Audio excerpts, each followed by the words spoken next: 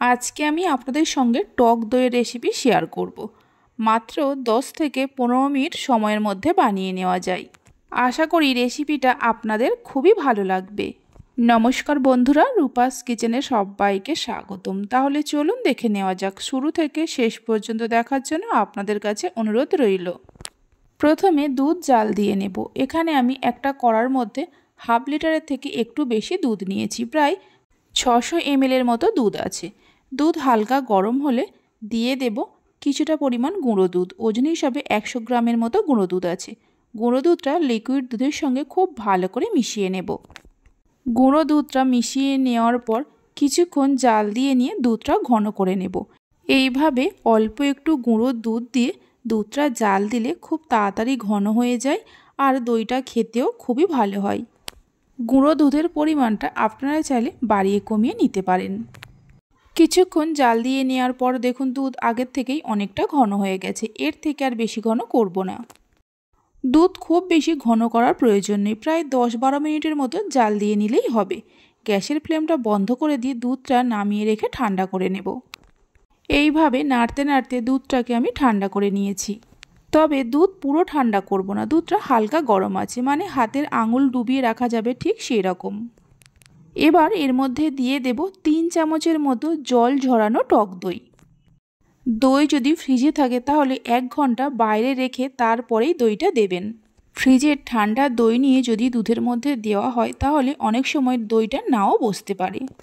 দইটা দুধের সঙ্গে খুব ভালো করে মিশিয়ে নিতে হবে। দেখুন দইটা দুধের সঙ্গে খুব ভালো করে মিশিয়ে নেওয়া হয়ে গেছে। দই বসানোর জন্য এখানে আমি 4টে কাঁচের বাটি নিয়েছি। দই মিশিয়ে নেওয়া দুধটা এই 4টে বাটির মধ্যে দিয়ে দেব। এখানে আমি দইটা কাঁচের বাটিতে বসাচ্ছি। আপনারা নিজেদের পছন্দ মতো যে কোনো পাত্রেতে বসাতে পারেন। বাটির মধ্যে দুধ দেওয়ার পর অ্যালুমিনিয়ামের ফয়েল দিয়ে বাটিগুলোর মুখ ভালো করে বন্ধ করে দেব। আপনাদের কাছে অ্যালুমিনিয়াম ফয়েল না থাকলে তাহলে যে কোনো ঢাকনা দিয়ে ঢেকে দিতে পারেন।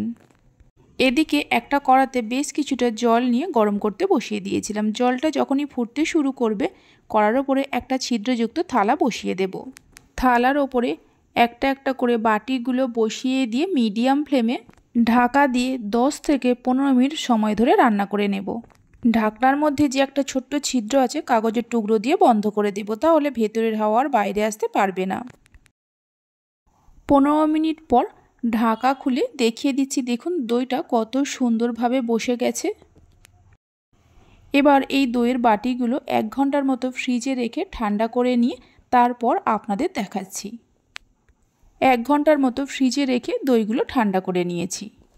এইভাবে একবার টক দইয়ের রেসিপিটা বানিয়ে দেখতে পারেন। যারা কোনোদিনও দই বসায়নি প্রথমবারেই পারফেক্টভাবে দই তৈরি হয়ে যাবে।